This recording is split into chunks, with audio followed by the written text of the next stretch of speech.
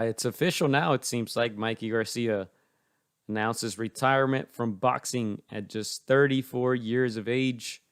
Finished his career 40 wins, two losses. The two losses against Errol Spence and Sandor Martin, right? Which that was a shocking one. He did score 30 KOs to his name. Four divisions, four division champion Mikey Garcia. He's a legend in his own right. One of the best fighters of this era. One of the most exciting fighters of this era, I must say.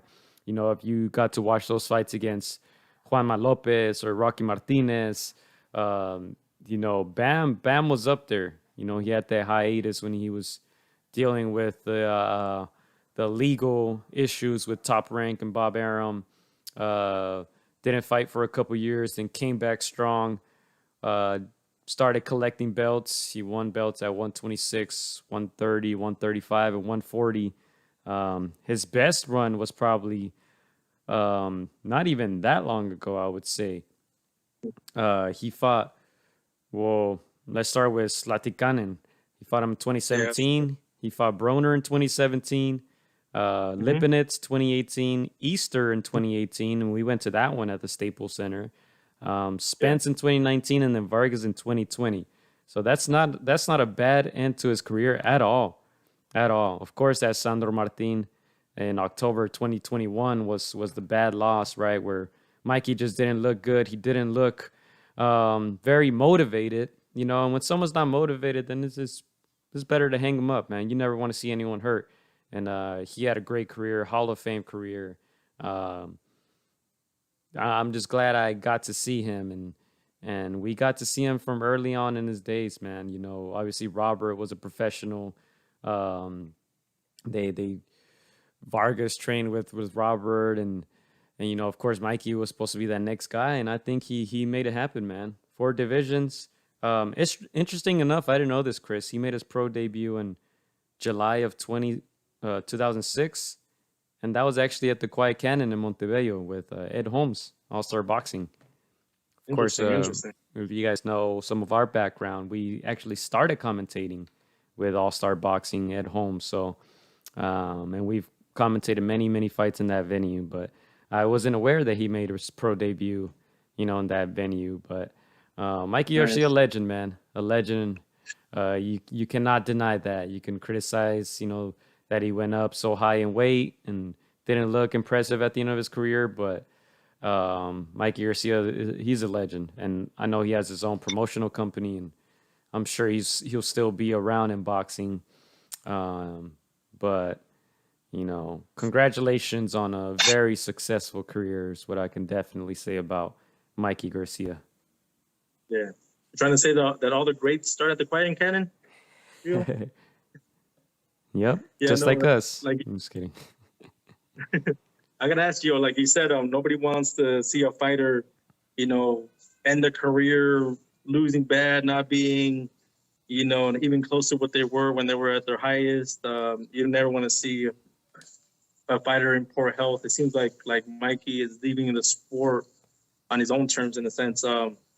He is 34. Usually, that's the time where a fighter's prime ends, especially at those lower levels or those lower weight divisions. But I gotta ask you, it doesn't seem like he took too much damage to the point where you're like, you know, it's over. Did you feel like he had a 1, 2, or maybe 3 fights left in him? And if so, against who? Yeah, definitely. Just like Mad Dog says, Mikey had a hell of a career for a guy who never wanted to be a boxer. You know, he was just very, very good at it. Hey, I would have ran it back with Jesse Vargas, just so he can stop him. Run it back with Jesse. Hell, even Broner. I know Broner's making a comeback. But take those type of fights. Obviously, I'm not sure if, you know, he at this point, if he was at Mikey, if he's at that championship level, simply because he didn't seem very motivated in his last few fights. But I think he still had a few more fights in him.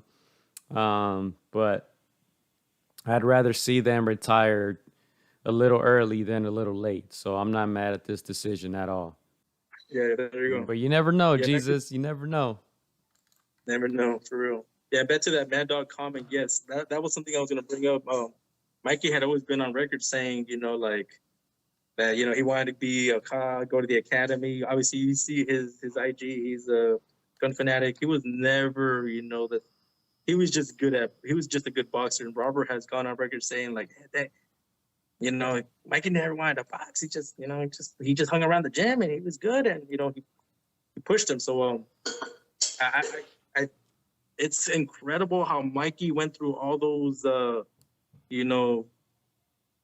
jumping hoops with Top Rank, with Bob Arum, getting stalled, and I kind of in a sense feel like that's the thing that kind of ignited his fire, and why you saw that run that you just mentioned, Gio.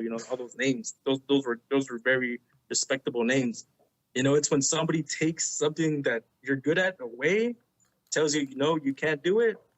I feel like that was a blessing in disguise for Mikey. And once he got his thing sorted, he was able to make the fights that he wanted, the ones that us the fans remember him for. So yeah, he did things on his own terms in a way. And like you mentioned, we didn't want to see him lose to a Sandor Martin. We know that Mikey, his talents, should have gotten him that win, but that hunger wasn't there anymore, that passion, and I'm sure, like you mentioned, he has other avenues. He has his own little promotions company. I'm sure he's going to pass on all that knowledge that he gained from years and years and decade filled of, just being in that box ring. And hopefully we see him soon, man, because Mikey is good for boxing. The Hispanic crowd loves him.